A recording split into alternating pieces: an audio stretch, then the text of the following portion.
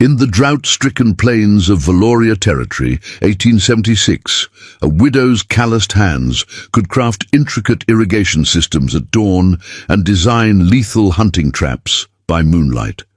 Sophia Thorne had mastered survival tactics and strategic defense before most frontiersmen had staked their first claim.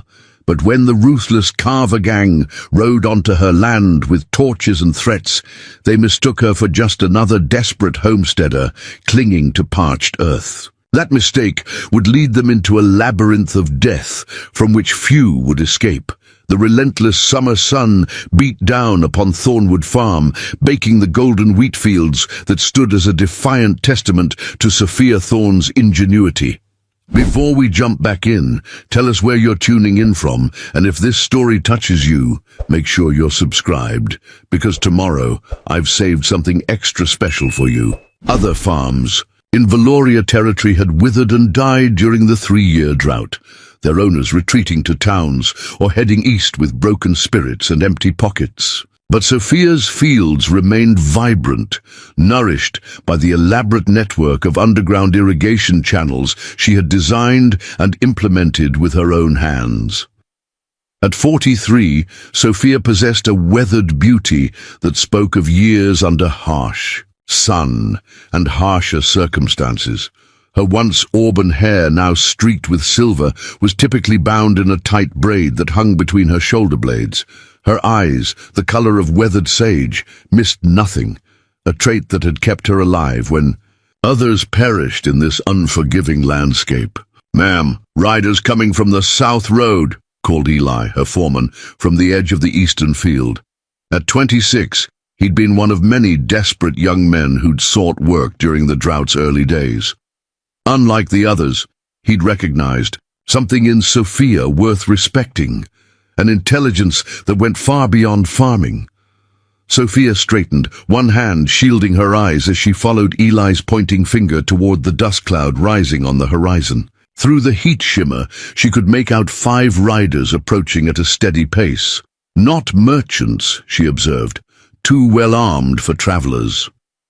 Her voice remained calm, but her mind was already categorizing potential threats and responses, a habit formed during the long years alone in this lawless territory. "Want me to sound the bell?" Eli asked, his hand moving instinctively toward the revolver at his hip. Sophia considered for a moment. "Not yet. Let's see what they want first." Inside the sprawling farmhouse that her husband Jacob had built 15 years earlier, hidden compartments contained weapons of every description. Behind sliding panels and beneath false floorboards lay coils of tripwire, steel traps, and handcrafted grenades made from black powder and nails. Every window had been modified to serve as a firing position, every door reinforced to withstand battering. What few people realized was that half the designs for Thornwood's defenses had originated in Sophia's mind years before necessity demanded their implementation. "A frontier wife should understand protection," Jacob had said when teaching Sophia to shoot, to track, to build defensive barriers. But a smart frontier wife improves upon it. Jacob Thorne had recognized his wife's natural gift for strategic thinking long before their marriage, often remarking that had she been born a man, she would have become a celebrated military commander instead of a farmer's wife. The Thorne name had become legendary throughout Valoria Territory.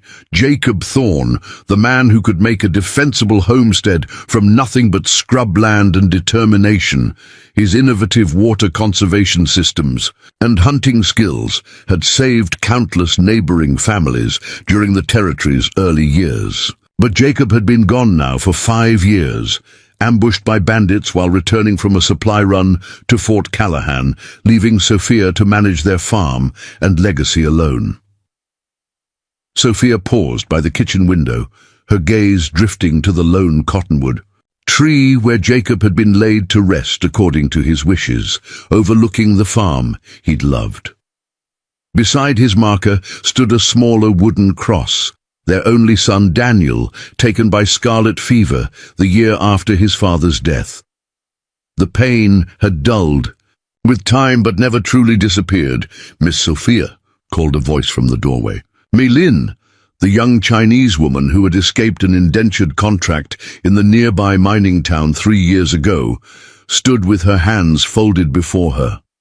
At 20, she had shown such aptitude for Sophia's defense systems that she'd become indispensable. To Thornwood's operation, Sheriff Parker rode through earlier, Mei Lin continued, her English precise and careful.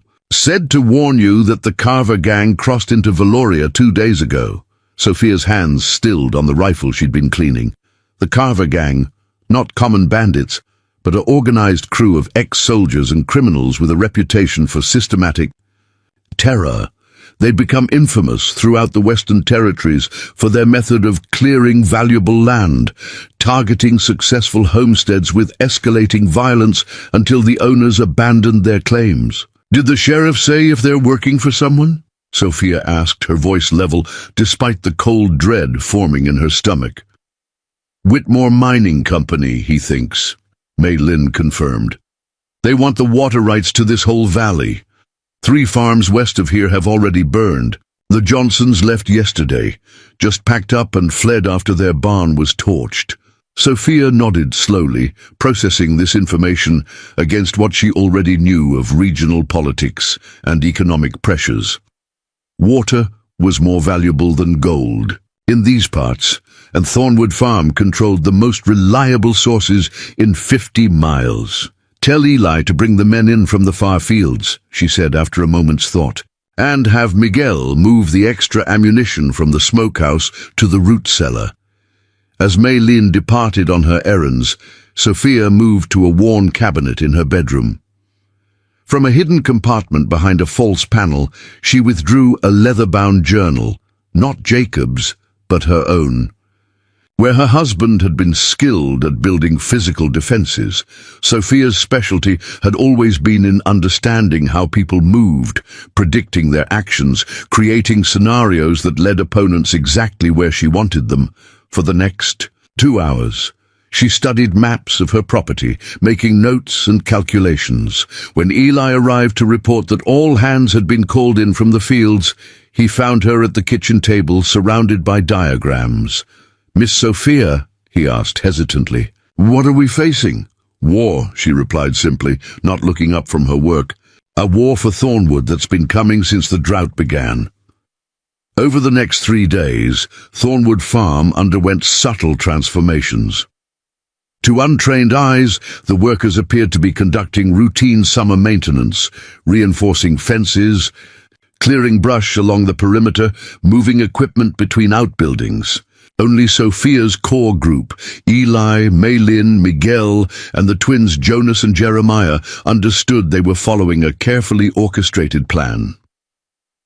The north field needs to be flooded tonight, Sophia instructed, pointing to a seemingly arbitrary section of the property. Divert water from the main reservoir through the secondary channels, but leave the ground looking dry on the surface. Yes, ma'am, Eli replied, increasingly impressed as Sophia's strategy began taking shape. Mei Lin, I need the trigger mechanisms set at all the marked positions by sunset. Miguel will help you camouflage them. The Chinese woman nodded, her delicate fingers already assembling the intricate pressure plates that would activate various traps throughout the property. Her time working in a munitions factory before being sold into servitude had given her skills that proved invaluable to Sophia's plans. Jonas, Jeremiah, Sophia continued, turning to the identical twin brothers whose sharpshooting abilities were renowned throughout the territory. I need false firing positions established in the west and south barns. Make them obvious enough to draw attention, but not so obvious they look like bait. By the 4th morning, Sophia spotted the same dust cloud from earlier approaching Thornwood's main gate. Through Jacob's old spyglass, she counted 8 riders, heavily armed, with the unmistakable posture of men accustomed to violence. At their head rode a broad-shouldered figure with a distinctive red bandana tied around his neck, Gabriel Carver himself, whose name inspired terror throughout 3 territories. Preparing and narrating this story took us a lot of time, so if you are enjoying it, subscribe to our channel. It means a lot to us now. Back to the story. "They're coming," she announced to her assembled workers in the kitchen. "Remember everything we've planned. No one acts without my signal. No one tries to be a hero." The men and women around her table nodded solemnly. They weren't just fighting for a job or a paycheck. They were defending the only safe haven many of them had ever known. Sophia had taken in outcasts, immigrants, those fleeing violent pasts or escaping prejudice. In return, they gave her a fierce loyalty that no amount of money could buy.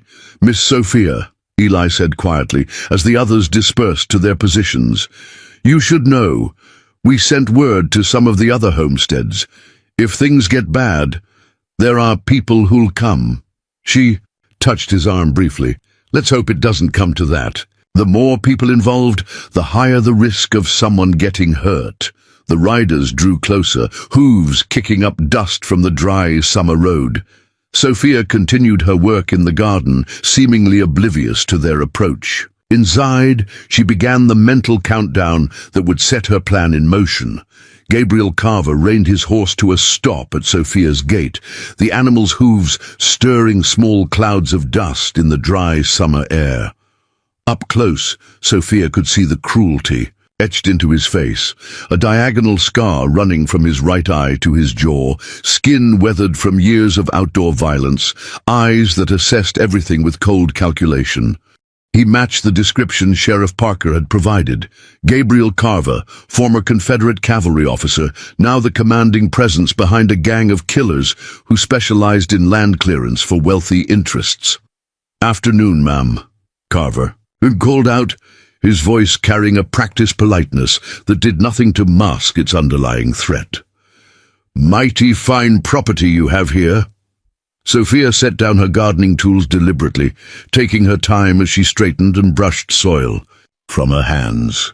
She'd learned from Jacob that controlling the pace of an encounter often determined its outcome. "Thank you," she replied simply, pitching her voice to sound slightly uncertain. "Can I help you gentlemen with something?" Carver removed his hat with exaggerated courtesy. "Gabriel Carver, ma'am.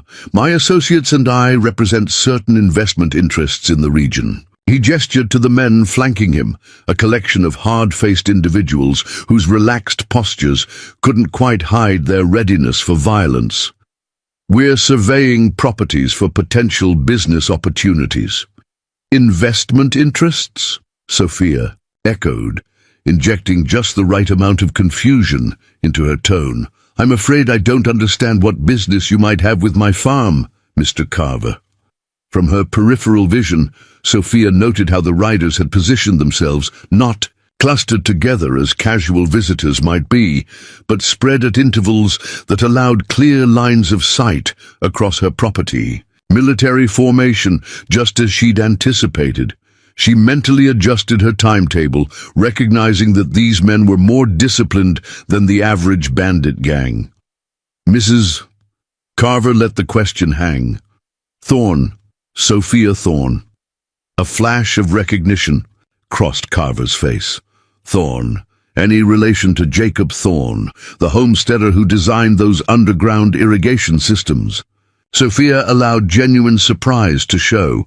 "My late husband. Did you know him?" Carver's smile tightened. "Knew of him. Brilliant man from what I heard. Never had the pleasure of meeting him myself." His eyes narrowed slightly. "Heard he passed some years back. Must be difficult managing such a large operation on your own, Mrs. Thorne." "I manage well enough, Mr. Carver," Sophia answered, her hand instinctively touching the wedding band she still wore on a chain around her neck. "My husband taught me everything I need to know about running this farm." One of Carver's men, a wiry individual with a pockmarked face and tobacco-stained teeth, spat on the ground. "Whole territory's moving forward, ma'am. Whitmore Mining bringing progress. Shame to get left behind because of sentimentality." Sophia noted this man's demeanor, less controlled than the others, eager to intimidate. Every group had its impulsive, element. Jacob had taught her to identify such weaknesses in an opposing force. This man would be the first to act rashly under pressure. "I believe Mrs. Thorne hasn't heard about the recent troubles in the valley," Carver said, his tone solicitous while his eyes remained calculating. "Terrible accidents befalling some of the farms. The Johnson place had a fire just last week. Complete loss." "I heard," Sophia said. "Sheriff Parker mentioned it." "Did he now?" Carver exchanged glances with his men. "The sheriff is certainly attentive, but I fear even he can't be everywhere at once." He leaned forward slightly in his saddle. "The Whitmore Mining Company is offering fair compensation for land rights, Mrs. Thorne. More than fair, considering the unpredictable nature of farming these days." The implied threat hung in the air between them. Sophia allowed herself to appear, momentarily flustered, clutching her apron, as if seeking comfort. I hadn't considered selling. This land has been in my husband's family for—" "Progress doesn't much care for family history, ma'am," interrupted the pockmarked man, earning a sharp glance from Carver that silenced him immediately. "What my associate means," Carver continued smoothly, "is that change is inevitable. The smart play is to benefit from it rather than resist it." He reached into his coat and produced an envelope. "Here's the mining company's initial offer. I encourage you to review it carefully. We'll return tomorrow for your answer." As Sophia reached for the envelope, she noticed the holster on Carver's hip wasn't standard civilian issue. It was a military cavalry holster modified for quicker draws.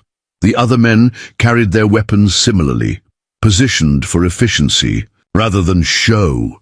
These weren't mere bandits. They were trained killers accustomed to coordinated action. "Mr. Carver," Sophia said, her voice deliberately trembling slightly, "I'm a simple widow trying to preserve my husband's legacy. I don't want any trouble." Carver's expression softened, but his eyes remained watchful. "No one wants trouble, Mrs. Thorne. That's why I'm offering you a clean, simple transaction. Others in the valley have already seen the wisdom in this approach." After their unfortunate accidents, Sophia added quietly, a flicker of something, annoyance. Perhaps respect crossed Carver's face. Accidents happen, especially to those who stand alone against the tide of progress. He settled his hat back on his head. "We'll return tomorrow, Mrs. Thorne. I do hope you'll make the sensible choice." As the riders turned to leave, the youngest of them, barely more than 20, with sandy hair and ill-fitting clothes, lagged behind. "Ma'am," he said quietly, "might we trouble you for water for our horses? Been a long ride." "Of course," Sophia replied, gesturing toward the well near the barn. "Help yourselves." This request, seemingly innocent, confirmed another of Sophia's suspicions. They wanted a closer look at her property, a chance to assess its vulnerabilities. As they watered their horses, she watched how their eyes catalogued the layout of her farm, noting entry points, structures, sightlines, exactly as she would have done when planning a tactical approach. From the corner of her eye, Sophia saw Eli, observing from the edge of the wheat field, his hand resting near the revolver he carried for protection against coyotes and other predators. She gave him an almost imperceptible shake of her head. "Not yet." "Fine horses," Sophia commented, approaching Carver as he stood by the well. "That bay has military training, doesn't it? The way he stands at attention." Surprise flickered across Carver's face before he masked it. "You have a good eye, Mrs. Thorne. My husband loved his cavalry mount," she explained. "Taught me what to look for in a well-trained horse." She paused, then added deliberately, "Jacob always said you could tell more about a man's intentions by watching his horse than by listening to his words." The message wasn't lost on Carver. His eyes narrowed slightly as he reassessed the widow before him. "Your husband sounds like a wise man, Mrs. Thorne. I hope some of that wisdom extends to his widow." He mounted his bay with practiced ease. Until tomorrow. As the Carver gang rode away, Sophia remained by the well, her posture that of a concerned, slightly overwhelmed widow. Only when they disappeared around the bend did she straighten, her eyes hardening with resolve. Eli approached, his young face tight with anger. "They're threatening you, Miss Sophia, plain as day." "Yes," Sophia agreed calmly, "and they've just told me exactly how they plan to do it." She turned to him, her earlier vulnerability completely gone. "They'll start with fire. Eli, tonight, most likely, the east wheat field where it borders the stream bed. It's been done before. Burn crops, then blame it on the drought and lightning. How can you be sure?" "Because it's what I would do," Sophia replied. "It's the most valuable crop, the farthest from the house, with a natural escape route along. The dry stream bed." She began walking toward the barn, her stride purposeful. "Tell Jonas and Jeremiah to move the water wagon behind the lower hayfield after dark, out of sight from the road, and check that the pressure plates Mei Lin installed yesterday are properly concealed." "Yes, ma'am," Eli said, then hesitated. "Should I ride for Sheriff Parker?" Sophia shook her head. "Not yet. Carver would have men watching for that." She paused at the barn door, looking back over the farm, her farm, with the tactician's eye that Jacob had helped her develop. "They think they're setting the terms of engagement, Eli. Let them believe that a little longer." Inside the barn, Sophia unlocked a trunk hidden beneath sacks of feed. From it, she removed a brass spyglass and her husband's old service revolver, checking it with practiced hands that belied her farmer's appearance. "They see a vulnerable widow," she murmured to herself. "But Jacob didn't marry me for my vulnerability." She slid the revolver into her apron pocket. "He married me because I could outthink every man in Valoria territory." As dusk descended over Thornwood Farm, Sophia Thorne prepared to meet fire with strategy and intimidation, with a carefully laid trap, years in the making. The Carver gang was about to discover that they hadn't invaded a defenseless widow's farm. They had entered a labyrinth designed by a master strategist who had anticipated their every move. Twilight settled over Thornwood Farm like a violet shroud, bringing with it the bitter scent of sage and dust. Sophia moved through her evening routine with practiced efficiency, lighting oil lamps in the downstairs windows of her farmhouse, feeding the chickens, and checking the livestock in the barn. To anyone watching from a distance, and she was certain Carver had left men to observe, she appeared to be going about the ordinary tasks of a farmer's widow preparing for nightfall. But Sophia's mind was mapping contingencies, calculating response times, and reviewing the elaborate web of defenses she had spent years perfecting.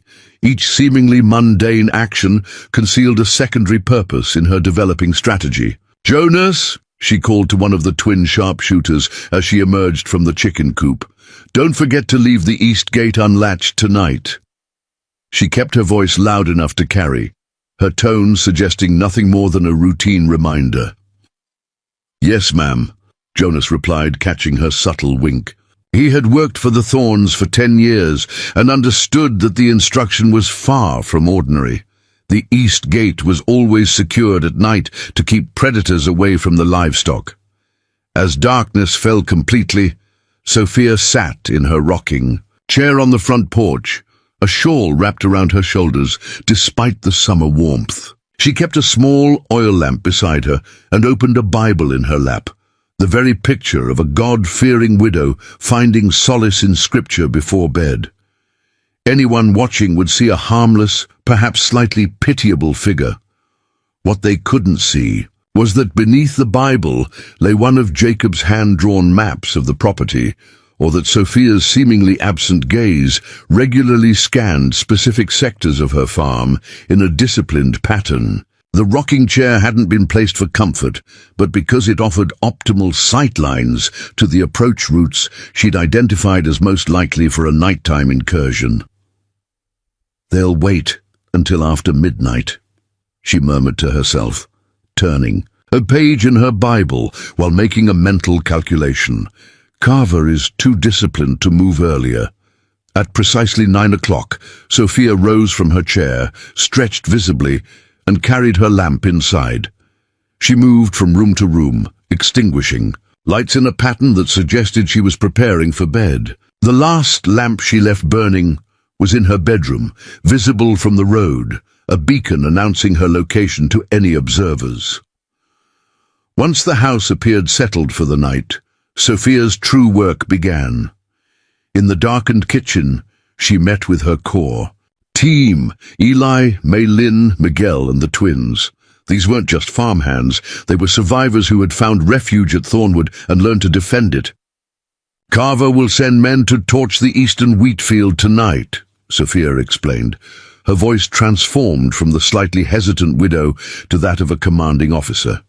She spread a hand-drawn map on the kitchen table. Based on their assessment, today they'll approach along the dry stream bed using it for cover. Shouldn't we just shoot them when they come? Jeremiah asked, his weathered hand resting near the rifle leaning against his chair. Sophia shook her head. That's exactly what they want. A direct confrontation gives them justification to bring their full force against us. Remember, they're portraying themselves as legitimate business agents. We need to undermine that facade. So what's the plan, Miss Sophia? Miguel asked. The Mexican man had fled north after his family's ranch was seized by corrupt officials, finding in Sophia a leader who valued his intelligence and skill with explosives. They expect to find a poorly defended farm with an east field ripe for burning. Instead, they'll encounter the first phase of our response. Her eyes, sharp in the low lamplight, met each person's gaze. Carver is testing us tonight. Let's show him just enough to make him reconsider his approach without revealing our full capabilities. For the next 20 minutes, Sophia outlined their preparations and response. The team listened attentively, occasionally offering suggestions that she considered with the same respect Jacob had always shown his friends and neighbors. This was the Sophia few people ever saw, the strategic mind that had quietly contributed to some of Jacob's most celebrated innovations in frontier defense. Remember, she concluded, this isn't a battle we're fighting tonight. It's simply the opening move in a longer campaign. As her team dispersed to their positions, Mei Lin lingered. Behind, Miss Sophia, she said hesitantly, the men and I have been talking. If things get dangerous, I won't be taking unnecessary risks, Mei Lin. Sophia interrupted gently. Jacob wouldn't have wanted that. She picked up her husband's brass spyglass from the table, but he also wouldn't have wanted me to surrender what we built together to men like Carver. After her team had gone, Sophia changed from her day dress into more practical attire, dark trousers usually reserved for the hardest farm work, a black shirt that wouldn't catch on underbrush or reflect light, sturdy boots that Jacob had custom-made for her years ago, and a wide-brimmed hat to shadow her face. Around her waist, she buckled a leather belt that held Jacob's service revolver and a small pouch containing other essentials. In her bedroom, Sophia arranged pillows under the blankets to create the impression of a sleeping figure. She placed her nightgown visibly across a chair and left a single lamp burning low, creating shadows that would suggest her presence to anyone watching from outside. Then she slipped through a concealed door behind the kitchen pantry that led to a root cellar. Jacob had modified the cellar years ago, adding a narrow tunnel that emerged in a small equipment shed 50 yards behind the house, an escape route designed during more dangerous times when Indian raids were common. The night air was cool against Sophia's face as she emerged from the tunnel. She crouched in the shadows for several minutes, allowing her eyes to adjust fully to the darkness and listening intently for any sound that didn't belong to the natural rhythm of her farm. Satisfied that her movement had gone undetected, Sophia made her way to an observation post she had prepared that afternoon, a modified hunting blind positioned in a dense thicket overlooking both the eastern wheat field and the dry stream bed beyond it. From her vantage point, Sophia could monitor her property and direct her team using a system of lantern signals they had established earlier. Arrangements that would have made Jacob proud in their simplicity and effectiveness. As midnight approached, Sophia settled into the practiced stillness she had learned during countless hunting trips with her father and later with Jacob. Her breathing slowed, her senses heightened, and her mind achieved the calm clarity she needed for the task ahead. A faint rustling from the direction of the stream bed snapped Sophia's attention back to the present. Through her spyglass, she detected movement, darker shadows separating from the natural darkness along the water's edge. She counted 4 figures moving with the purposeful stealth of men trying to avoid detection. Right on schedule, she whispered to herself, reaching for the covered lantern at her side. With practiced movements, she flashed a brief signal. 2 short bursts of light that would be visible only to Jonas, positioned in the old oak tree at the edge of the property. The signal transmitted a simple message: "Operation begun. Proceed as planned." Sophia Thorne, the unassuming widow, faded completely. As Sophia Thorne, the strategist, took full command, the farm that had seemed vulnerable and poorly defended in daylight was about to reveal the first layer of its carefully constructed defenses, and Gabriel Carver's men were walking directly into her trap. The 4 men from the Carver gang moved. With practiced precision through the shadows along the stream bed, they maintained proper spacing and paused at regular intervals to listen for any sign of detection.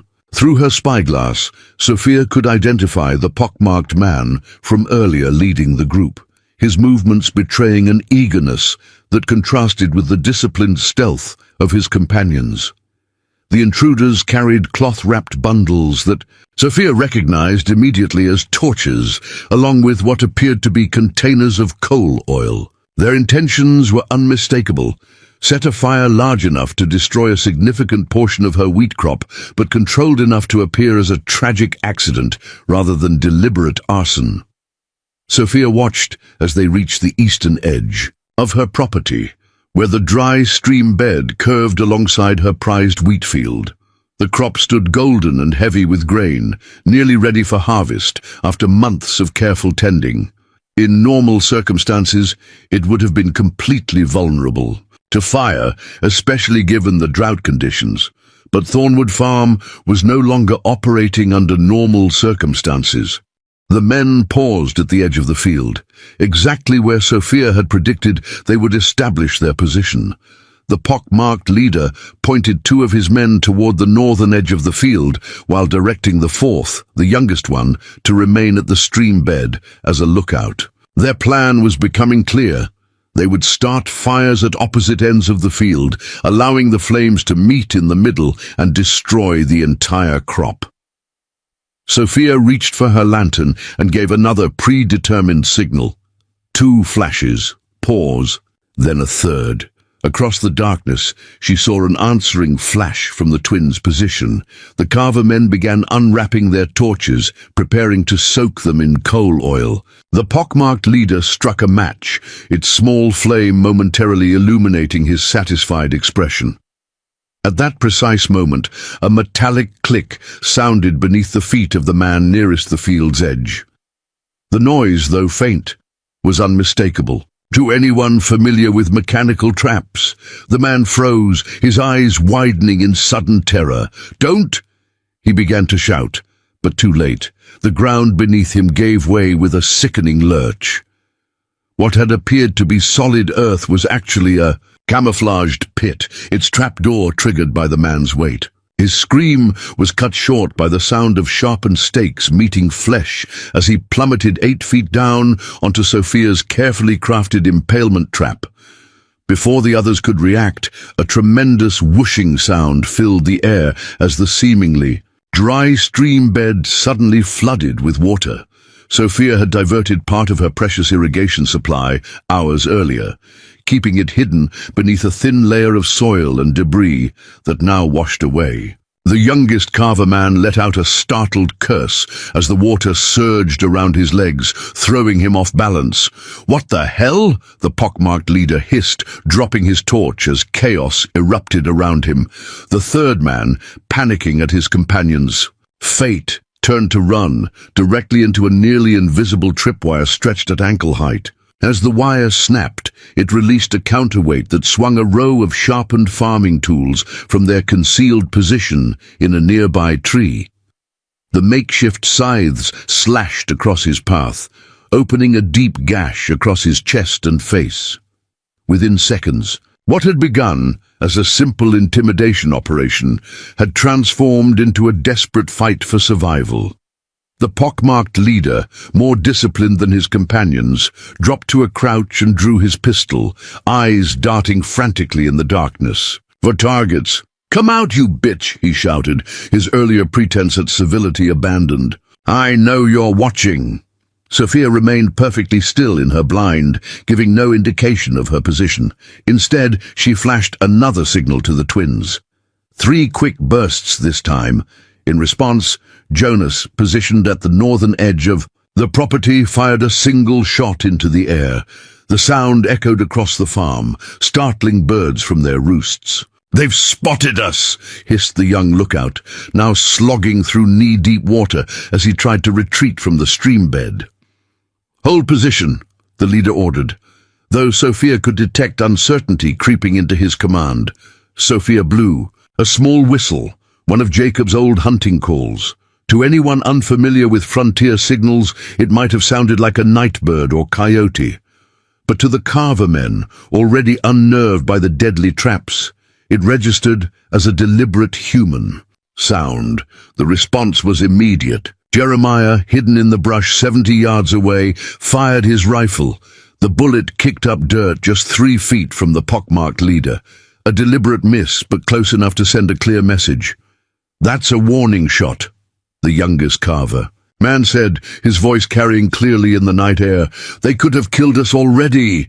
The pockmarked leader hesitated, clearly reassessing the situation. What should have been a simple intimidation operation, burning part of a widow's crop to frighten her into selling, had unexpectedly encountered lethal resistance. The farm that had appeared vulnerable during daylight hours was revealing itself to be a death trap. Through her spyglass, Sophia could see the confusion spreading among the surviving intruders. Doubt was a powerful weapon, one that Jacob had taught her to deploy strategically. Make them question their intelligence, their planning, and eventually their mission, he'd explained during one of their evening discussions about frontier defense. The pockmarked leader gestured for his remaining men to retreat. They began moving back toward the boundary of the property, leaving behind their torches and coal oil, and the body of their companion in the pit trap. As they slogged through the water and mud, abandoning stealth in favor of a hasty withdrawal, Sophia gave her final signal of the night. 4 rapid flashes that activated the last phase of the evening's defense. Eli responded by firing a shotgun twice into the air, while Miguel ignited a series of small explosive charges buried along the property's edge. The explosions weren't designed to kill, merely to disorient and terrify. To the retreating intruders, it would appear that they were being driven into a deliberate ambush. "It's a trap!" shouted the youngest carver man, veering away from their planned escape route and heading instead toward the wooden fence that bordered the property. The group scattered, each man choosing a different escape route in their panic to avoid what they now believed was a coordinated attack by multiple defenders. Their coordination shattered, they crashed through underbrush and scrambled over fences, leaving behind their tools of destruction and the body of their companion as they fled into the darkness. Sophia remained motionless in her blind, watching through her spyglass until she was certain all the survivors had left her property. Only then did she signal to her team a long, steady light, indicating that the operation had concluded successfully. As she carefully made her way back to the house through a pre-planned route, Sophia mentally reviewed the night's events. The first test of her defenses had gone precisely as she had hoped. She had revealed enough of her capability to disrupt the Carver gang's initial attempt at intimidation, but not enough to show her full arsenal. Gabriel Carver would now be forced to reevaluate his approach. He would realize that Thornwood Farm wasn't as vulnerable as it appeared, that its widow owner had unexpected and deadly resources at her disposal. This would buy Sophia time to strengthen her position and implement the next phases of her strategy. Back in the farmhouse kitchen, Sophia met with her team to debrief. Eli, Mei Lin, Miguel and the twins gathered around the table, their expressions a mixture of satisfaction and concern. "We drove them off and they left one man dead," Eli reported. "Just like you planned, Miss Sophia." "For now," Sophia cautioned, "this was only their first attempt." She poured coffee for her team, her hands steady despite the night's tensions. "Carver won't give up so easily. Tonight was merely a probing action to test our defenses." "What do you think they'll report back to him?" Miguel asked. Sophia considered the question carefully. "That we were better prepared than expected. That we have lethal defenses and are willing to use them. That the helpless widow isn't quite as helpless as she appeared." She stirred her coffee thoughtfully. "But they won't have realized the full extent of our preparations. To them, this will seem like a desperate, if effective, response to their attack." "So what happens next?" Meilin asked. "Carver will return tomorrow as promised," Sophia replied. "He'll act surprised about the unfortunate incident last night, perhaps even offer protection against unknown troublemakers in the area." Her eyes hardened. "And when I decline his offer, he'll move to his next approach, likely more direct, possibly in daylight when they believe we'll be less prepared." "And will we be prepared, Mom?" Jonas asked. Sophia's smile was small but resolute. "More than they can possibly imagine." She unfolded a map of the property, revealing additional modifications she had planned. "Tonight was just the beginning. My friends, tomorrow we'll show the Carver gang what happens when they threaten Thornwood Farm." As her team discussed the details of the next day's preparations, Sophia's thoughts briefly turned to Jacob. She could almost feel his approving presence as she applied the principles they had developed together over years of theoretical discussions. About frontier defense. "The best defense," Jacob used to say, "isn't the one that defeats your enemy outright. It's the one that makes them defeat themselves." By dawn, Sophia Thorne would be ready to put that principle into action against Gabriel Carver and his gang of killers. The deadly maze had claimed its first victim, but Thornwood Farm had many more surprises waiting for those foolish enough to return. Morning sunlight bathed Thornwood Farm in golden hues, revealing nothing of the night's violence. Sophia had ordered the removal of all evidence before dawn, the tripwires restrung, the pit camouflaged with fresh coverings, the stream bed returned to its deceptively dry appearance. Only a small dark stain on the earth, where the killed man had been dragged away by his comrades, remained as testament to the confrontation. Standing on her porch, coffee cup in hand, Sophia spotted the approaching dust cloud that heralded Gabriel Carver's return. Through her spyglass, she counted 12 riders this time, a significant escalation from yesterday's 5. The leader's bright red bandana was unmistakable even at a distance, a splash of color that resembled blood against the neutral tones of the drought-stricken landscape. "He's brought reinforcements," Eli observed, joining her on the porch. "As expected," Sophia replied calmly. "Prepare the inner defenses. We've moved to the second phase." While Eli hurried to convey her orders, Sophia retreated to her bedroom, where she changed into a high-necked black dress. Her mourning attire, from Jacob's death, carefully preserved for special occasions. The outfit would reinforce her image as a grieving widow, vulnerable and alone. Appearances, Jacob had taught her, were weapons as effective as any rifle when properly deployed. When Carver's expanded force arrived at her gate, Sophia was waiting, a picture of genteel frontier hospitality. Her hair was neatly pinned, her posture one of slight nervousness, a stark contrast to the precise, lethal woman who had orchestrated last night's defense. "Mr. Carver," she called out, her voice carrying just the right note of strained politeness. "I didn't expect you back so soon." Gabriel Carver dismounted with fluid grace, his movements those of a man accustomed to violence yet capable of restraint. Unlike yesterday, he wore no pretense of friendliness. His face was a mask of controlled fury as he approached the porch, flanked by two hard-faced men whose hands never strayed far from their weapons. "Mrs. Thorne," Carver said, his voice deceptively soft, "I believe we need to discuss what happened to some associates of mine last night." Sophia allowed her eyes to widen with rehearsed confusion.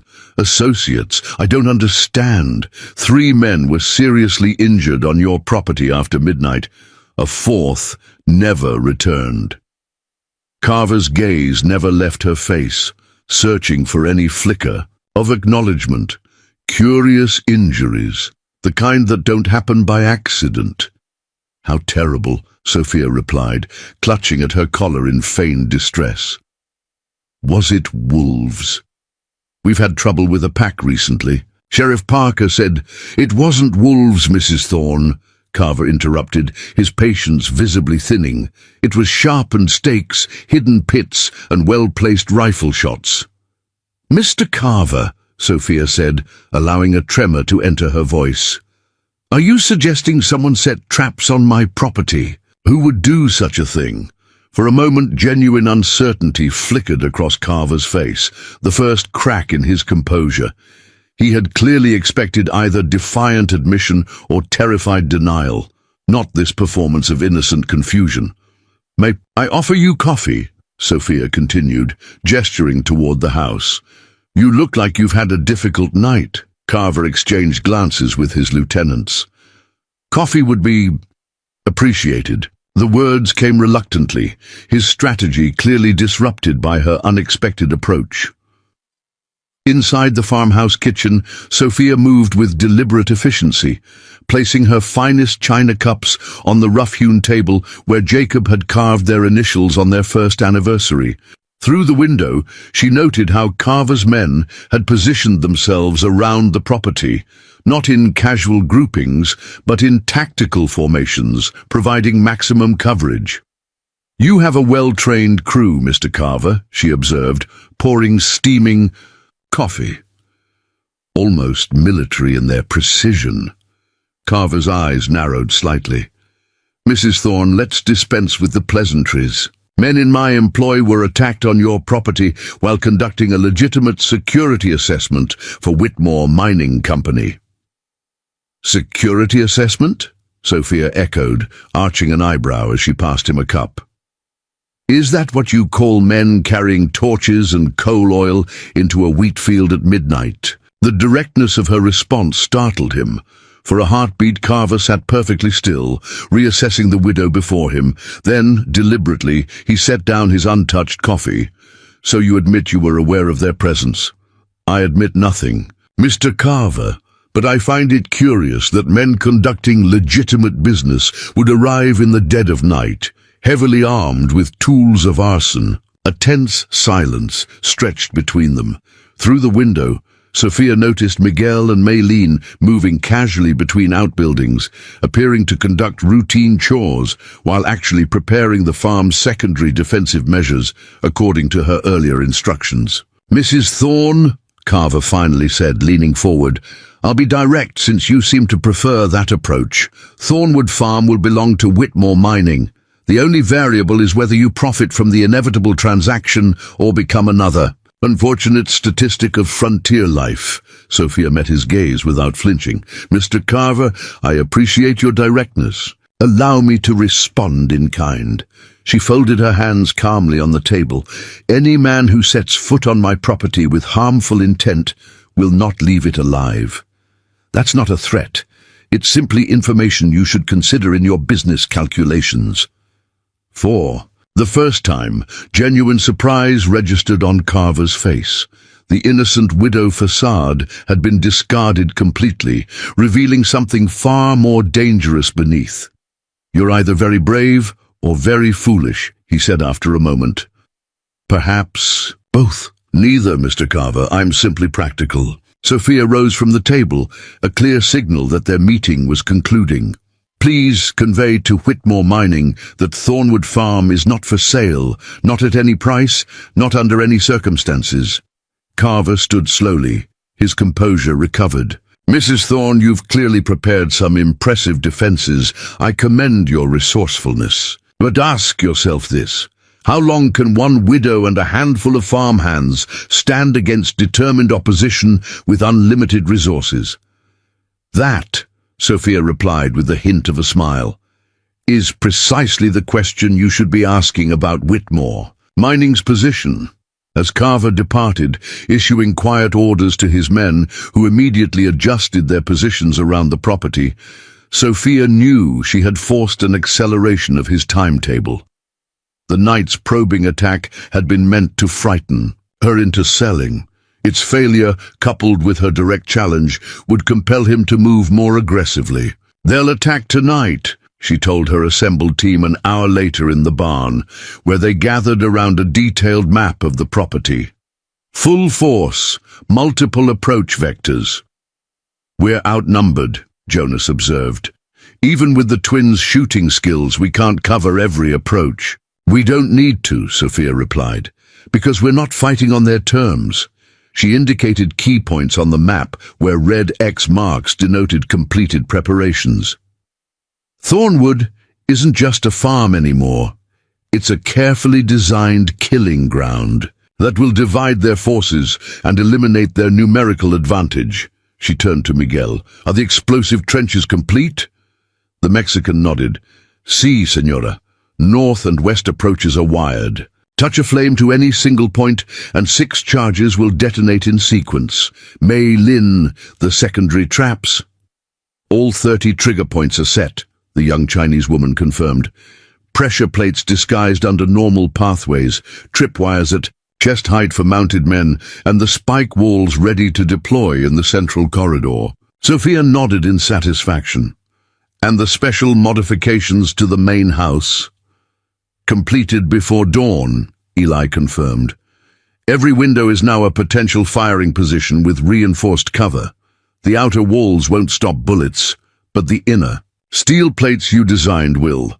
Anyone who gets past the outer defenses and thinks the house is an easy target will have a deadly surprise waiting." For the remainder of the day, Thornwood Farm maintained the appearance of normal operations. Field work continued, animals were tended, and routine patrols established a visible but seemingly casual security presence. Carver's observers, whom Sophia had identified watching from distant ridgelines, would report minimal defensive preparations exactly as she intended. As dusk approached, Sophia gathered her defenders for final instructions. She had divided them into 3 teams.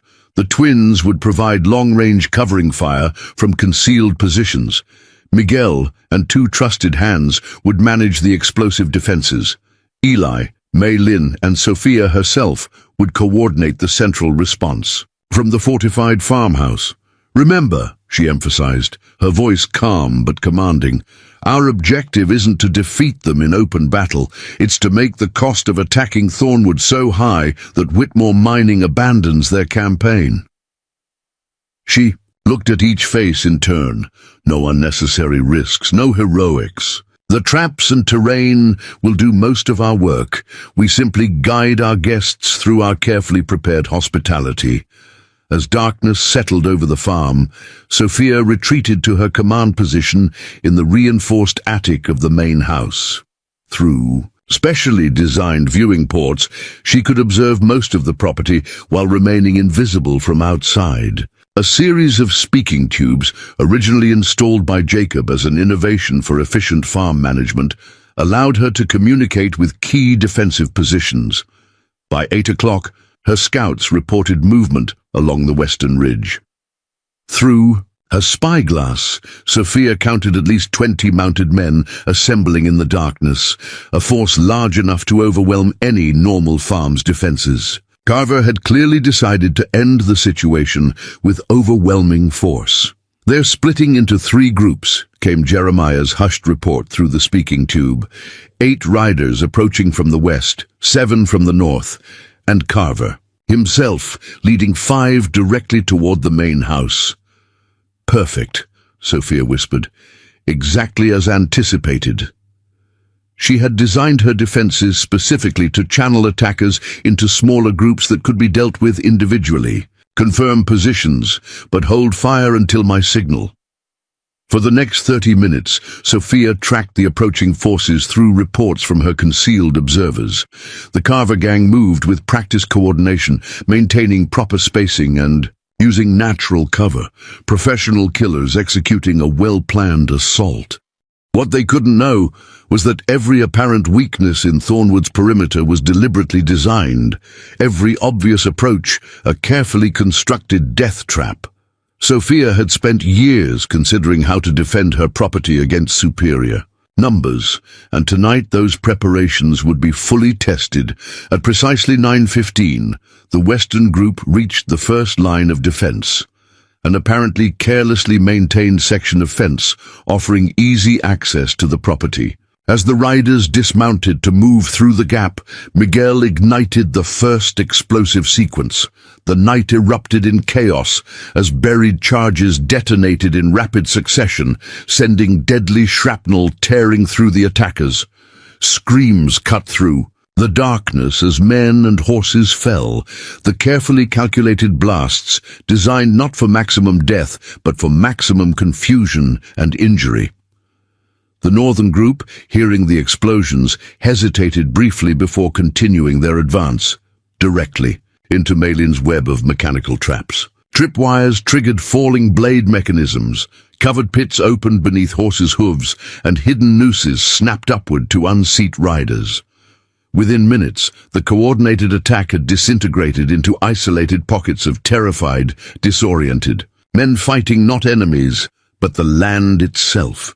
Through it all, Sophia remained calm at her command post, issuing precise instructions based on reports flowing in through the speaking tubes. When 3 men broke through the outer defenses and approached the barn, she directed the twins to disable them with carefully placed shots to shoulders and legs, painful but not immediately lethal. "They're in full retreat on the north and west," Eli reported excitedly. "At least 7 men down, maybe more." "And Carver's group?" Sophia asked, her focus unwavering. "Still approaching the main house. They've moved more cautiously after hearing the explosions." Sophia nodded to herself. This was the critical moment. Carver himself had to experience the full psychological impact of her defenses, not just hear reports from his men. "Prepare the final welcome," she instructed. "Let Carver reach the house."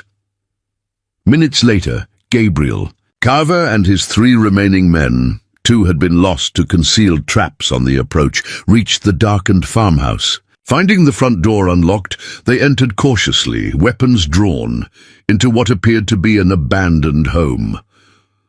"Mrs. Thorne," Carver called out, his voice echoing in the silence. "This ends tonight, one way or another." Sophia's voice seemed to come from everywhere and nowhere, filtered through the network of speaking tubes she had modified for this precise scenario. "Indeed it does, Mr. Carver, though perhaps not as you imagined." At her signal, Mei Lin ignited the final defensive measure, a series of specialized lamps that suddenly flared to life, bathing the room in blinding light while leaving her defenders protected in carefully constructed shadows. Before Carver and his men could react, the twins opened fire from concealed positions within the house, their shots precisely targeted to wound rather than kill. 2 of Carver's men fell immediately, crying out in pain and surprise. The 3rd fled toward what seemed to be an escape route, only to crash through weakened floorboards into a cellar filled with sharpened stakes. Carver himself, demonstrating the reflexes that had made him notorious, dove for cover behind an overturned table. Exactly where Sophia had positioned herself minutes earlier, her husband's revolver aimed steadily at the spot where his head would appear. "Mr. Carver," she said quietly, pressing the cold barrel against his temple, "I believe this concludes our business negotiations." Blood trickled from a cut on Gabriel Carver's forehead as he stared up at Sophia, his expression shifting from shock to calculating assessment. Outside, the sounds of chaos continued, wounded men crying out for help, horses fleeing in panic, occasional gunfire as the twins picked off anyone attempting to regroup. "Impressive," he said finally, his voice steady, despite the revolver pressed against his temple. "I underestimated you badly, Mrs. Thorne." "Most men do," Sophia replied. She gestured with her free hand, and Eli emerged from the shadows, his shotgun trained on Carver's chest. "Bind his hands." As Eli secured Carver with rope, Sophia maintained her vigilance, never allowing the gang leader a moment to exploit any lapse in attention. Through the speaking tubes came reports of the battle's conclusion, the remaining attackers in full retreat, leaving behind their dead and wounded, their coordination shattered by the unexpected ferocity and sophistication of Thornwood's defenses. "7 confirmed dead, Miss Sophia," came Miguel's report. "At least 5 more wounded too badly to flee. We're securing them in the old tobacco shed." "Treat their wounds," Sophia instructed, "but keep them isolated from each other." She turned, her attention back to Carver, who watched her with newfound respect, mingled with the first traces of genuine fear. "You've won this round decisively," he acknowledged, "but Whitmore Mining doesn't suffer defeats. They'll send more men, a small army if necessary." "Perhaps," Sophia said, gesturing for Eli to bring Carver to his feet. "But first, Mr. Carver, you and I are going to have a conversation about the true economics of this situation." She led him through the house to Jacob's study, a room she had intentionally left unmodified during her defensive preparations. Here, surrounded by her husband's books and maps, with his favorite pipe still resting in its stand as if he might return any moment to claim it, Sophia felt most connected to the strategic mind that had helped shape her own. "Sit," she commanded, indicating a chair positioned where the lamplight would fall directly on Carver's face while leaving her own in shadow. Another lesson from Jacob about interrogation techniques.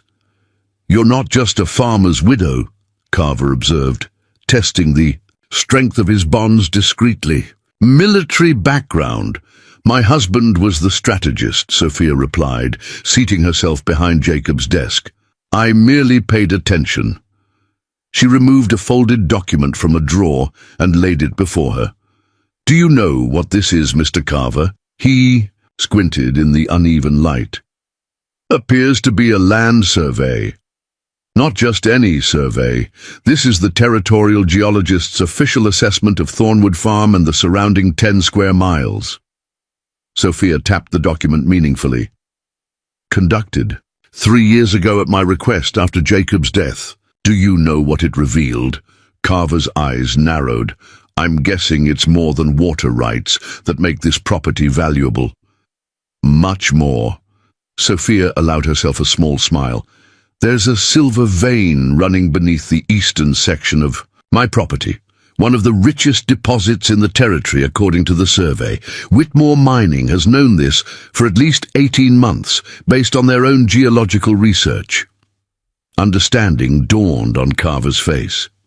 That's why they authorized such aggressive tactics. This isn't about water rights or farming land. It's about millions in silver they can extract at minimal cost if they acquire Thornwood for a fraction of its true value, Sophia finished for him, which brings us to your position in this scenario. She stood and moved to the window, careful to remain to the side where she couldn't be targeted from outside. Through the glass, she could see her team efficiently securing the battlefield, collecting weapons from the fallen attackers and ensuring no threats remained. "Whitmore Mining hired you to clear me off this land cheaply and quietly," she continued. I assume they're paying you a percentage of what they save by avoiding a fair market transaction. Carver said nothing, but his expression confirmed her assessment. Tonight has demonstrated that continuing your current approach will be exceedingly costly in both men and materials, Sophia noted, but I'm offering you an alternative that could prove far more profitable. Now she had his full attention. Whatever Carver had expected from this confrontation, execution perhaps or imprisonment, it clearly wasn't a business proposition. I'm listening, he said cautiously. Sophia returned to the desk and drew out another document, this one bearing the official seal of the Territorial Governor's Office. This is a mining rights partnership agreement drawn up by my lawyer in Fort Callahan 6 months ago, when I first heard rumors of Whitmore's interest in my land. It establishes a joint venture between the landowner, me, and a mining operation, partner to be named. She placed it before him. I'm prepared to offer you that partnership position. Carver stared at her in disbelief. You want to go into business with the man who just tried to kill you? I want to go into business with a man smart enough to recognize when circumstances have changed, Sophia corrected. The terms are straightforward. I retain land ownership and water rights. The partner provides mining expertise and operations. Profits are split 60-40 in my favor. Whitmore would never accept such terms, Carver said. Whitmore isn't being offered these terms, Sophia replied coolly. They made their choice when they sent men with torches to burn out a widow instead of approaching me with a legitimate business proposition. She leaned forward, her eyes locked with his. You have connections throughout the territory, Mr. Carver. Access to men with mining experience, the ability to organize operations. With my land and your expertise, we could be extracting silver within 3 months, cutting Whitmore out entirely. For a long moment, Carver sat in silence, the calculation visible in his eyes as he weighed betraying his employer against the potential profits of Sophia's proposal. What's to stop me from agreeing now, then returning with more men once I'm free? He asked finally. Sophia smiled thinly. 3 things, Mr. Carver. First, you've seen only a fraction of Thornwood's defenses tonight. Second, by morning, detailed accounts of your operations throughout the territory will reach the territorial governor, the federal marshal in Fort Callahan, and 3 newspaper editors, unless I send riders to intercept those messengers. She paused, letting the implication sink in. And third, men like you survive by reputation. How would your future employers view you if they learned you'd been comprehensively outmaneuvered by a widow with a farm? A reluctant smile tugged at Carver's mouth. You've thought of everything, haven't you? Not everything, Sophia admitted. Just enough to change the circumstances from what you expected to what I required. She produced a small key and unlocked his restraints. You have until dawn to decide. My terms or the consequences of tonight's failure, both with the law and with Whitmore Mining, who I suspect are not forgiving of such expensive disappointments. As the night wore on, Sophia coordinated the cleanup of her battleground. The dead were laid out respectfully in the barn, personal effects catalogued for return to families where possible. The wounded received treatment from Mei Lin, whose knowledge of herbal medicine proved as valuable as her skill with mechanical traps. In the small hours before dawn, Gabriel Carver requested another meeting. He found Sophia in the kitchen, calmly preparing breakfast for her team, as if the night's violence had been nothing more extraordinary than a summer storm. I've considered your proposal, he said without preamble. It's unconventional, but potentially profitable for both parties. And your decision? Sophia asked, continuing to slice bread with the same steady hands that had held him at gunpoint hours earlier. I accept your terms, with 2 conditions. Carver straightened, some of his commanding presence returning now that he negotiated as a potential partner rather than a defeated enemy. First, my men who survived, including the wounded, receive fair treatment and the opportunity to work legitimately in our mining operation if they choose. Sophia nodded. Acceptable, provided they understand that any return to their previous methods will be met with permanent consequences. And your second condition, that you explain how a farmer's widow transformed this property into the most elaborate defensive system I've ever encountered, including during the war. Genuine curiosity had replaced his earlier antagonism. I've led military operations that were less sophisticated than what you orchestrated tonight. Sophia set down her knife and studied him thoughtfully. The question wasn't just professional interest. It revealed something about Carver's character, a grudging respect that might form the foundation of a workable partnership. Very well, she agreed. But that explanation comes after you've demonstrated good faith by sending messengers to Whitmore Mining, declining further action against Thornwood Farm.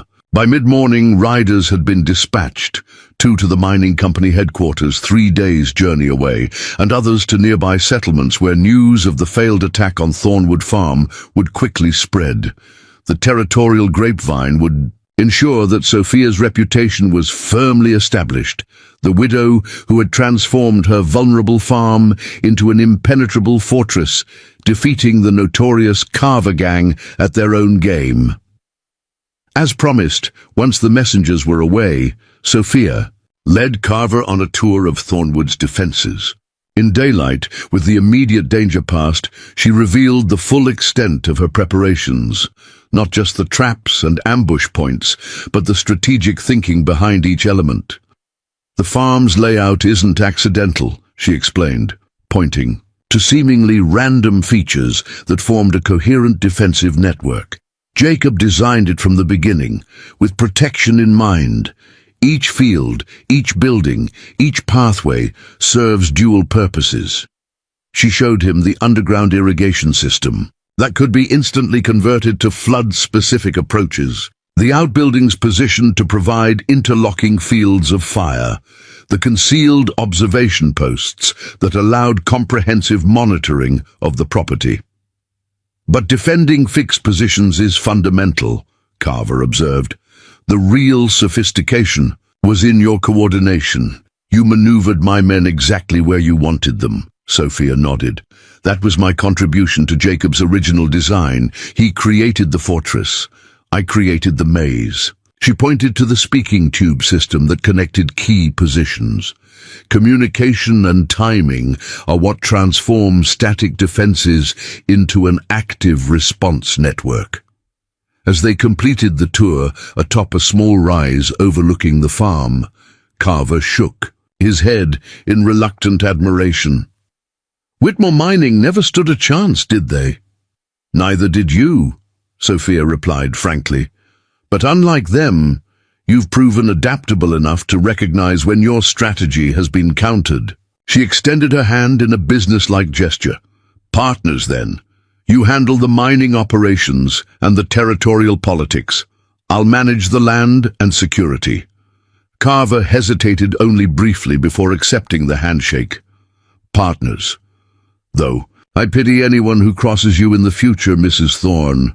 Most won't see the danger until it's too late, Sophia said with quiet confidence. Just as you didn't. Over the following weeks, Thornwood Farm underwent another transformation. The deadly traps were carefully documented, then mostly disassembled as the property shifted from defensive fortress to operational headquarters for the newly formed Thornwood Silver Company. Men who had attacked the farm now labored to establish mining operations on its eastern section, their former hostility replaced by wary respect for the widow who had defeated them. Gabriel Carver proved surprisingly effective as operations manager, his natural authority and organizational skills well suited to the complex logistics of mineral extraction. Sheriff Parker, responding belatedly to reports of gunfire at the farm, found himself presented with a legitimate business partnership rather than the bloody aftermath of bandit violence he had expected. His confusion only increased when former members of the Carver gang politely offered to register as law-abiding residents of the territory. 1 month after the night battle that had decided Thornwood's fate, Sophia stood beside Jacob's grave in the cool evening air. The sounds of construction from the eastern ridge, temporary buildings for the mining operation, carried faintly on the breeze. "Not what we planned," she said softly to the weathered marker.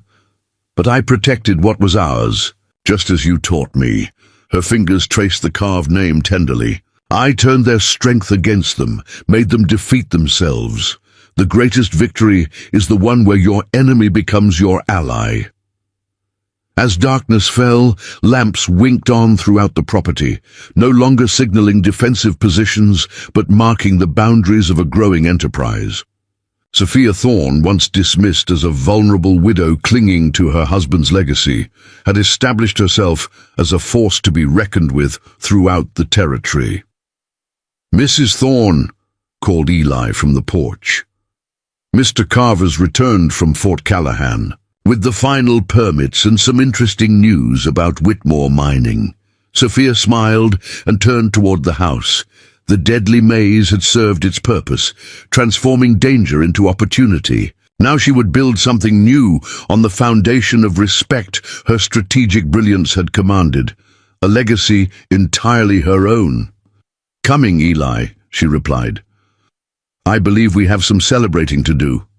6 months after the night Gabriel Carver's men fell prey to Thornwood's deadly maze, the once isolated farmstead had transformed into an operation that dominated the regional economy. Where wheat fields had stretched to the horizon, orderly mining structures now rose alongside agricultural plots.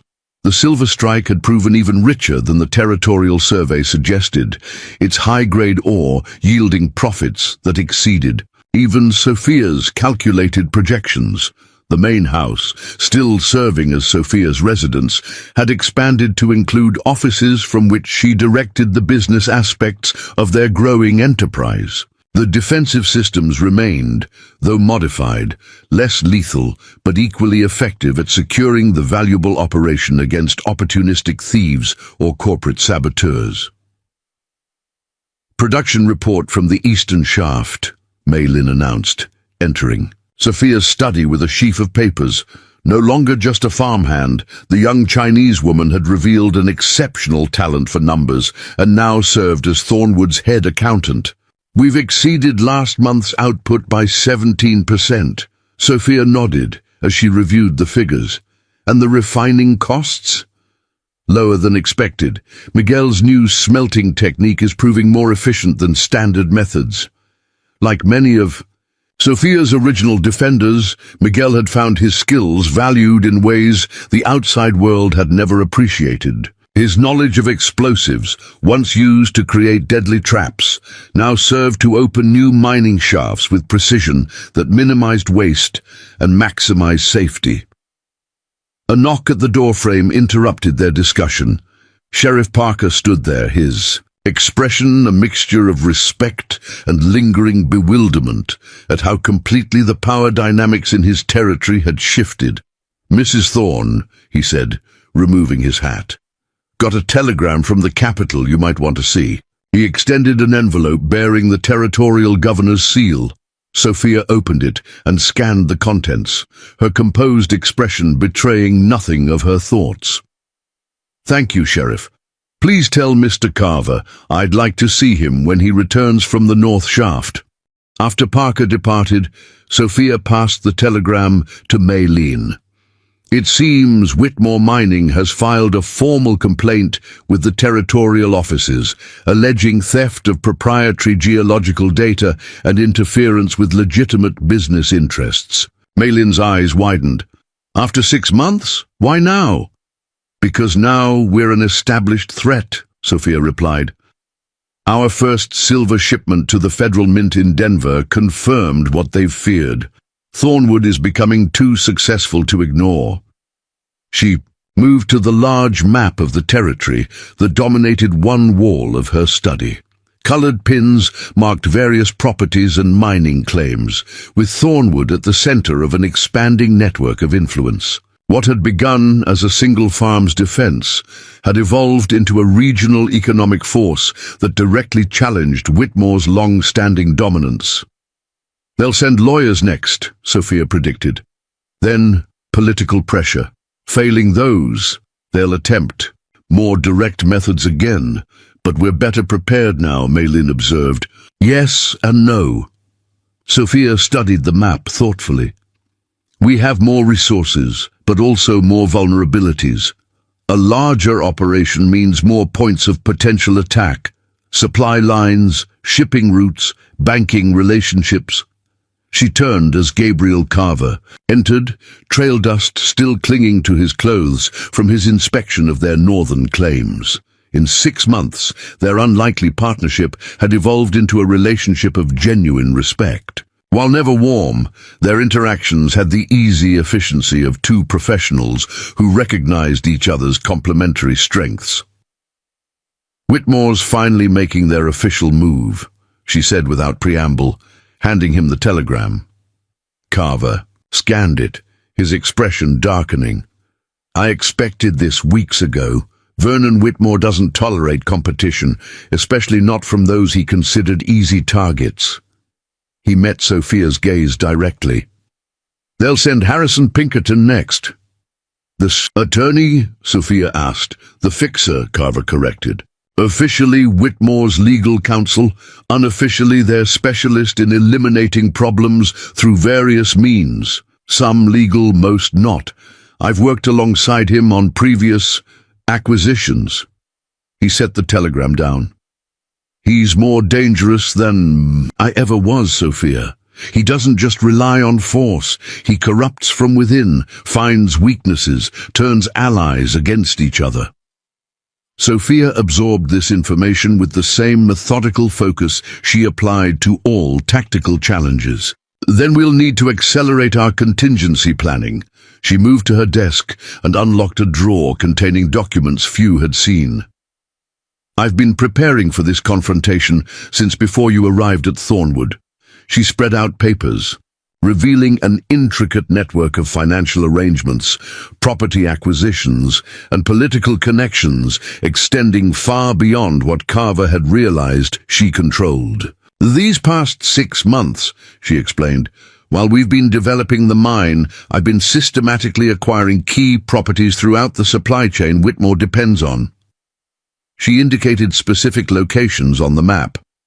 The Eastern Staging Depot, the Southern Shipping Office, 3 strategic water sources for their primary operations, and most recently, controlling interest in the bank that finances their territorial expansion. Carver stared at the documents in astonishment. "How did you manage this without alerting them?" "Proxy buyers, shell companies, methods I observed during Jacob's dealings. With frontier speculators." Sophia's expression remained impassive, but satisfaction glinted in her eyes. "Whitmore has been so focused on direct competition with our mining operation that they failed to secure their operational foundations." "You haven't just been defending Thornwood," Carver realized. "You've been systematically encircling Whitmore, mining itself." "The best defense is a carefully structured offense," Sophia confirmed. "Jacob taught me that years ago." For the next week, Thornwood operated under heightened security as they prepared for Whitmore's response. Sophia implemented what she called visible precautions: armed guards at mine entrances, increased patrols, reinforced shipping protocols. These measures would be immediately apparent to any observer. More importantly, she activated her hidden preparations: financial maneuvers designed to pressure Whitmore's credit lines, selective information shared with territorial officials raising questions about Whitmore's tax compliance, and quiet reinforcement of her network of allies throughout the region. Harrison Pinkerton arrived with the autumn's first cold snap. A well-dressed figure whose carefully groomed appearance belied the ruthlessness Carver had described. Unlike the direct threat Carver had presented months earlier, Pinkerton approached with apparent civility, requesting a formal business meeting at Thornwood's offices. "Mrs. Thorne," he greeted her with practiced charm, accepting the seat she offered in her study. "I must compliment you on what you've built here. Quite remarkable for a recent widow with no previous mining experience." "Necessity breeds capability, Mr. Pinkerton," Sophia replied evenly. "Though I suspect you haven't traveled 3 days to deliver compliments." He smiled thinly. "Direct, just as I was informed." "Very well." He removed documents from his leather portfolio. "Whitmore Mining Company has authorized me to offer you a generous buyout of your operation. Full value for all improvements, plus a 20% premium in recognition of your ingenuity." Sophia accepted the papers, but didn't open them. "And if I'm not interested in selling?" "Then matters grow unfortunately complicated." Pinkerton's tone remained pleasant, but his eyes hardened. "Whitmore Mining has extensive evidence suggesting your geological surveys improperly utilized proprietary data. Additionally, questions have arisen regarding the legitimacy of your mineral rights claims under territorial statutes." "Manufactured allegations," Sophia observed.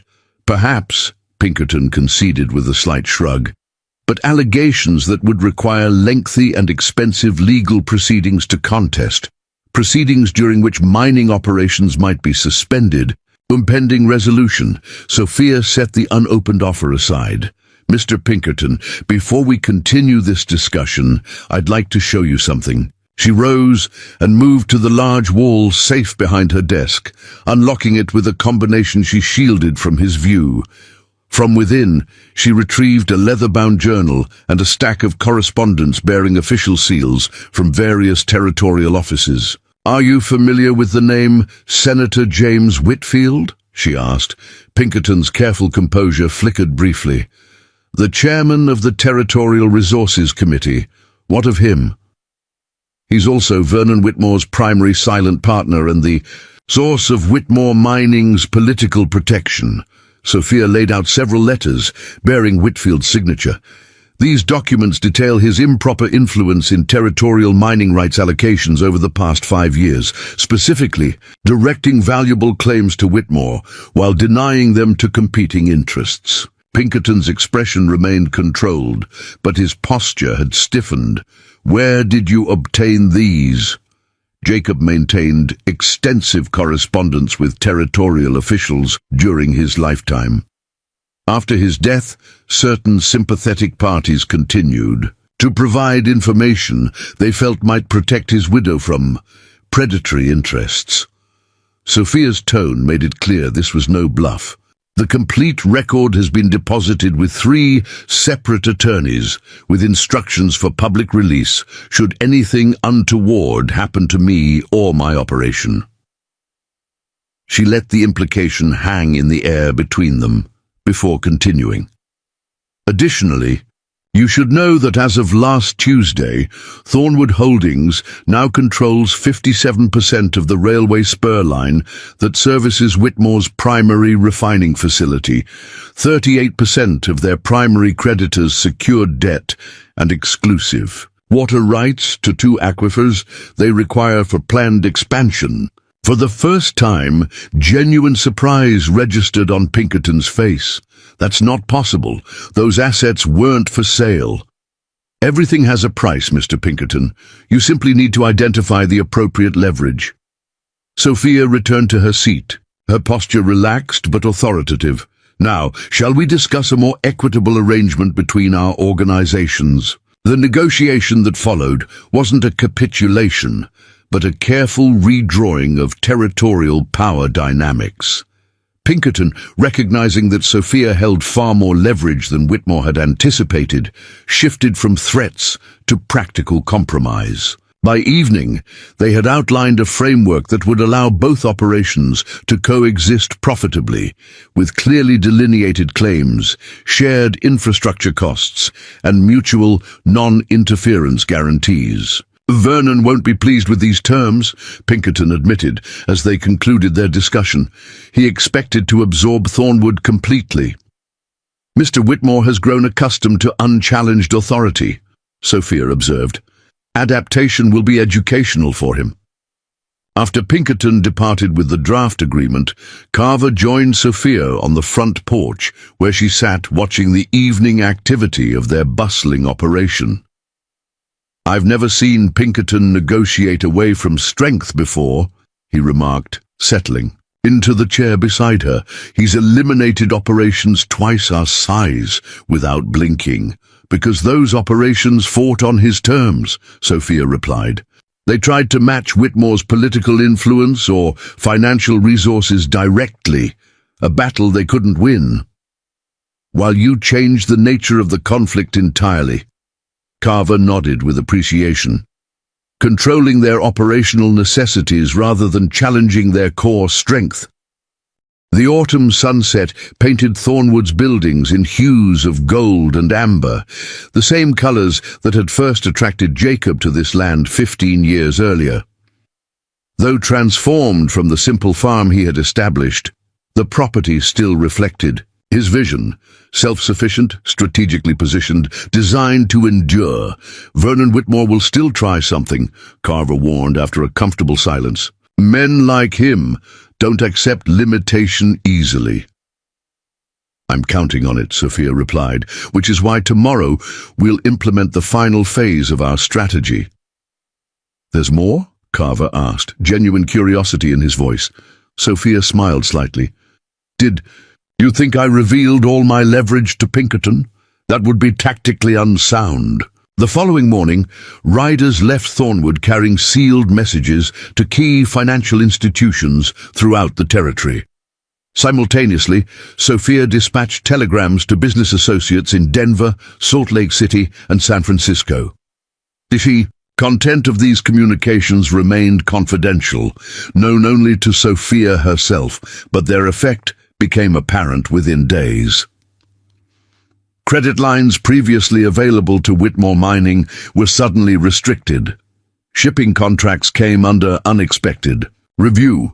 Suppliers began demanding payment in advance rather than extending traditional terms. Most significantly, 3 major investors requested urgent meetings with Vernon Whitmore regarding concerning information about the company's practices. 2 weeks after Pinkerton's visit, Sophia received a telegram from Vernon Whitmore himself, requesting a private meeting to discuss matters of mutual interest. Rather than inviting him to Thornwood, where she held every advantage, Sophia proposed neutral ground, the territorial governor's residence in the capital. Governor Harlan Francis had largely ignored the power struggle between Thornwood and Whitmore until recent weeks, when Sophia's carefully released information made neutrality politically untenable. Now he served as official host to a meeting that would reshape the territory's economic landscape. Mrs. Thorne, Vernon Whitmore greeted her with stiff formality in the governor's wood-paneled study. A corpulent man with cold eyes and an expensive waistcoat, he exuded the confidence of someone accustomed to deference. "I believe we've been working at cross purposes unnecessarily." "Not unnecessarily, Mr. Whitmore," Sophia corrected. "You attempted to seize my property through intimidation and violence. I responded appropriately." Governor Francis, seated behind his desk, cleared his throat uncomfortably.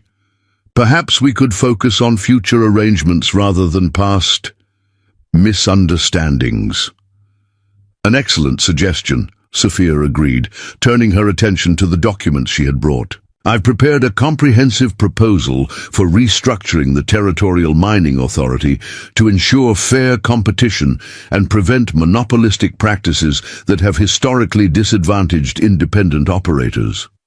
For the next 2 hours, she outlined regulatory reforms that would fundamentally transform how mining rights were allocated and enforced throughout the territory. Whitmore's initial dismissiveness gave way to growing alarm as he realized the governor was responding positively to Sophia's proposals.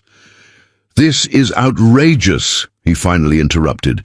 "These regulations would cripple established operations while favoring upstarts with no proven record." "On the contrary," Sophia replied calmly, "they would simply ensure that success derives from operational excellence rather than political manipulation. Companies with superior methods, like yours presumably, should thrive under fair competition." The subtle threat beneath her words was clear. Sophia possessed enough evidence of Whitmore's corrupt practices to destroy his company if fully revealed. The choice now facing him was adaptation or annihilation. By the meeting's conclusion, a framework agreement had been reached. Whitmore Mining would retain its existing claims and continue operations under the new regulatory structure. In exchange, they would abandon all actions against Thornwood and support the proposed reforms publicly. As they prepared to depart, Whitmore paused beside Sophia, his voice pitched low to avoid the governor's hearing. "You've won this round conclusively, Mrs. Thorne, but remember, fortunes in this territory change rapidly." Sophia met his gaze steadily. "Indeed they do, Mr. Whitmore. One day a widow struggles to hold her farm. The next, she controls the future of the largest mining operation in 3 territories." She smiled slightly. "Changes can be most educational. 1 year to the day after Gabriel Carver first rode onto her property with threats and torches, Sophia Thorne stood on the steps of the newly constructed Thornwood Company headquarters in the territorial capital. Before her gathered employees, business associates, and government officials, she prepared to formally open an enterprise that had expanded beyond mining into banking, transportation, and regional development. Beside her stood her core team, Eli, now operations director, Mei Lin, financial controller, Miguel, engineering chief, and the twins heading security.